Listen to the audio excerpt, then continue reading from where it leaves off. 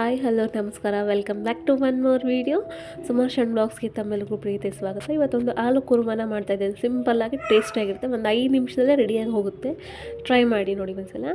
ಇದಕ್ಕೆ ಇಂಗ್ರೀಡಿಯೆಂಟ್ಸ್ ಏನೇನು ಬೇಕು ಅಂತ ಬನ್ನಿ ನೋಡೋಣ. ಒಂದು ½ ಕಪ್ ಆಗುವಷ್ಟು ಹಸಿ ಕೊಬ್ಬರಿನ ತೊಗೊಂಡಿದ್ದೀನಿ ಇಲ್ಲಿ.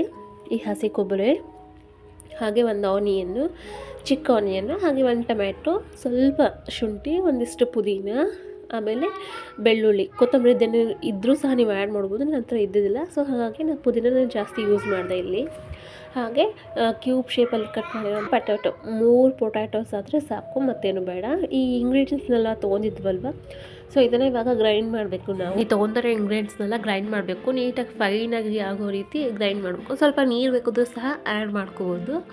ನಾನು ನೀರನ್ನ ಸ್ವಲ್ಪನೇ ಆ್ಯಡ್ ಮಾಡಿ ಫೈನ್ ಪೇಸ್ಟಾಗಿ ರೆಡಿ ಮಾಡ್ಕೊಂಡಿದ್ದೀನಿ. ಸ್ವಲ್ಪ ಕೋಲ್ಡ್ ಆಗಿರೋದ್ರಿಂದ ವಾಯ್ಸ್ ಚೇಂಜ್ ಆಗಿದೆ.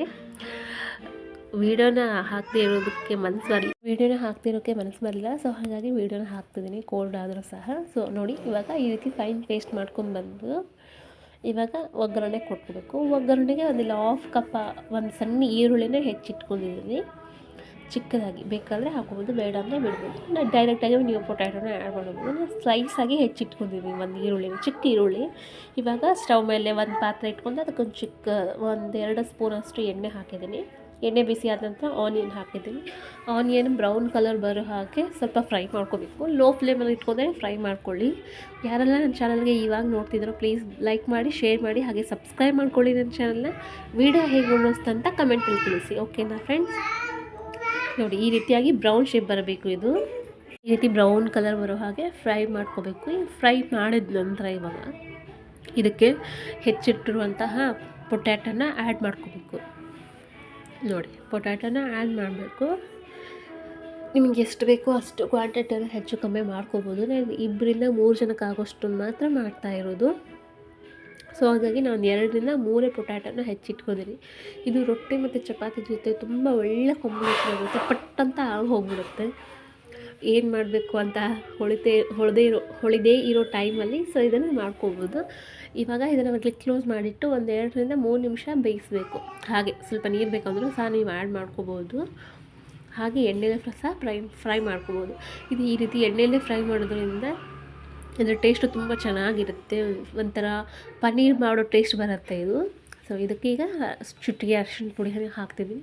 ಹಾಗೆ ರುಚಿಗೆ ತಕ್ಕಷ್ಟು ಉಪ್ಪನ್ನ ಸಹ ಸೇರಿಸ್ತಿದ್ದೀನಿ. ನಿಮಗೆ ಎಷ್ಟು ರುಚಿಗೆ ಬೇಕೋ ಅಷ್ಟು ಉಪ್ಪನ್ನು ನೀವು ಸೇರಿಸ್ಕೋಬಹುದು.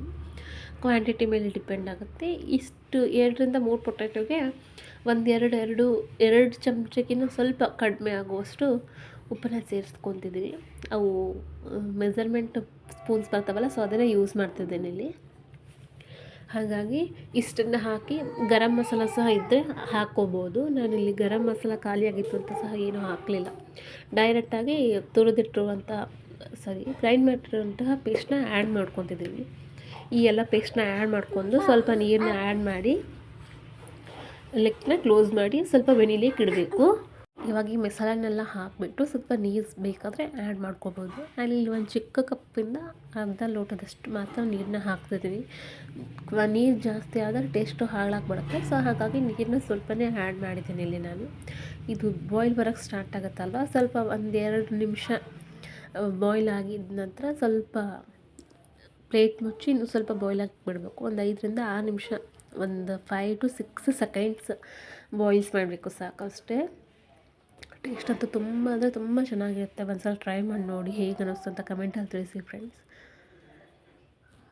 ತುಂಬ ಅಂದರೆ ತುಂಬ ಚೆನ್ನಾಗುತ್ತೆ. ನನ್ನ ಚಿಕ್ಕ ಮಗಳು ತುಂಬ ಸತಾಯಿಸ್ತಾ ಇದ್ಲು. ಈವ್ನಿಂಗಿಗೆ ಬೇಕು ಅಂತ ಹೇಳಿ ಮಾಡಿದೆ. ರೊಟ್ಟಿ ಚಪಾತಿ ಜೊತೆ ತುಂಬ ಅಂದರೆ ತುಂಬ ಒಳ್ಳೆ ಕಾಂಬಿನೇಷನ್ ಇದು. ಇದು ಬಾಯ್ಲ್ ಬರೋಕ್ಕೆ ಸ್ಟಾರ್ಟ್ ಆಯಿತು ಅಲ್ವಾ. ಸೊ ಇದಕ್ಕೆ ನಾನು ಕೊತ್ತಂಬರಿ ಹಾಕಿಲ್ಲ ಅನ್ನೋ ಕಾರಣಕ್ಕೆ ಸ್ವಲ್ಪ ಮನೆಯಲ್ಲೇ ಕಸೂರಿ ಮೆಂತ್ಯ ಇತ್ತು, ಸೊ ಹಾಗಾಗಿ ಅದನ್ನು ಸೇರಿಸ್ತಿದ್ದೀನಿ. ನಿಮ್ಮ ಹತ್ರ ಕಸೂರಿ ಮೆಂತ್ಯ ಇಲ್ಲ ಅಂದರೆ ಬಿಡ್ಬೋದು, ಆಪ್ಷನಲ್. ನೀವು ಬೇಕಂದರೆ ಹಾಕ್ಕೋಬೋದು, ಬೇಡ ಅಂದರೆ ಬಿಡ್ಬೋದು. ಈ ಕಸೂರಿ ಮೆಂತ್ಯನ ಇನ್ನು ಸ್ವಲ್ಪ 2 ಕೈಲಿ ಸ್ವಲ್ಪ ರಬ್ ಮಾಡಿಬಿಟ್ಟು ಹಾಕ್ತಾಯಿದ್ದೀನಿ. ಈ ಕಸೂರಿ ಮೆಂತ್ಯ ಹಾಕೋದ್ರಿಂದ ಟೇಸ್ಟ್ ಅಂತೂ ತುಂಬ ಅಂದರೆ ತುಂಬ ಚೆನ್ನಾಗಿತ್ತು. ಹೋಟೆಲ್ನಲ್ಲಿ ತಂದಿರೋ ಹಾಗೆ ಇತ್ತು ಟೇಸ್ಟು. ನಮ್ಮ ಮನೆಯವ್ರಂತೂ ತುಂಬ ಇಷ್ಟಪಟ್ಟು ತಿಂದರು. ನನ್ನ ಮಗಳು ಸಹ ಅಷ್ಟೇ ತುಂಬ ಎಂಜಾಯ್ ಮಾಡ್ತಾ ತಿಂದಳು ಇದನ್ನು ರೊಟ್ಟಿ ಜೊತೆ. ನಾವು ರೊಟ್ಟಿನೇ ಜಾಸ್ತಿ ಮಾಡೋದು. ಸೊ ಹಾಗಾಗಿ ತುಂಬ ಅಂದರೆ ತುಂಬ ಚೆನ್ನಾಗಿತ್ತು. ನೋಡಿ, ಈ ರೀತಿಯಾಗಿ ಬಾಯ್ಲ್ ಆಗೋಕ್ಕೆ ಸ್ಟಾರ್ಟ್ ಆಗುತ್ತೆ. ತಳ ಬಿಡೋಕ್ಕೆ ಸ್ಟಾರ್ಟ್ ಆಗುತ್ತಲ್ವ, ಸೊ ಆವಾಗ ಒಂದು ಸ್ವಲ್ಪ ಒಂದು 2 ನಿಮಿಷ ಬೇಯಿಸಬೇಕು. ನೋಡಿ ಇವಾಗ ಇದು ರೆಡಿ ಆಯಿತು. ಇಷ್ಟೇ, ತುಂಬ ಈಸಿಯಾಗಿದೆ, ಕ್ವಿಕ್ಕಾಗಿ ಆಗಿಬಿಡುತ್ತೆ. ಬ್ಯಾಚುಲರ್ ಸಹ ಟ್ರೈ ಮಾಡ್ಬೋದು, ಯಾರು ಬೇಕಾದರೂ ಇದನ್ನು ಟ್ರೈ ಮಾಡ್ಬೋದು. ಟೇಸ್ಟ್ ಅಂತೂ ತುಂಬ ಚೆನ್ನಾಗಿರುತ್ತೆ. ವೀಡಿಯೋ ಹೇಗೆ ಅನಿಸ್ತು ಅಂತ ಕಮೆಂಟಲ್ಲಿ ತಿಳಿಸಿ. Thanks for watching my videos. Bye all.